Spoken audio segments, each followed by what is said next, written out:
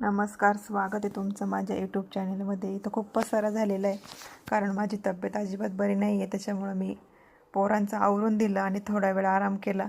नंतर म्हटलं नाही, आता आवरूनच घ्यावा सगळं.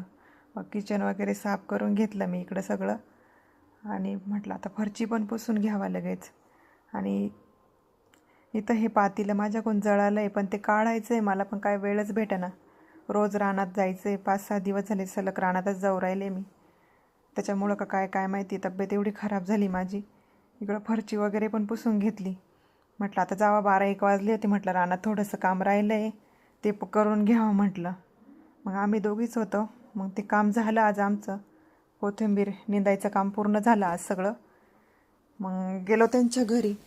इथं माझ्या हाताला पण एवढं लागलेलं आहे ना, मला काहीच करता येत नाही, पण तसंच करू राहिले कसं तरी मी. मग रात्री पण खूप थंडी आणि ताप पण येत होता मला. इथं मी बघते हर्षू आणि त्याच्या पप्पांची वाट, कारण की ते गेले होते संगमनेरला.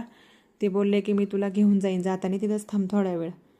मग थांबले तिथं थोड्या वेळ, तर ते आले. मग आले मी घरी. मग कस्तुरीने काय काय खाऊ सांगितलं होतं त्यांना, ते पण घेऊन आले ते.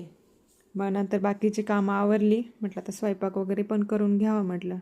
आज काय एवढे व्हिडिओज काढले नाही मी, कारण की माझी तब्येत अजिबात बरी नव्हती.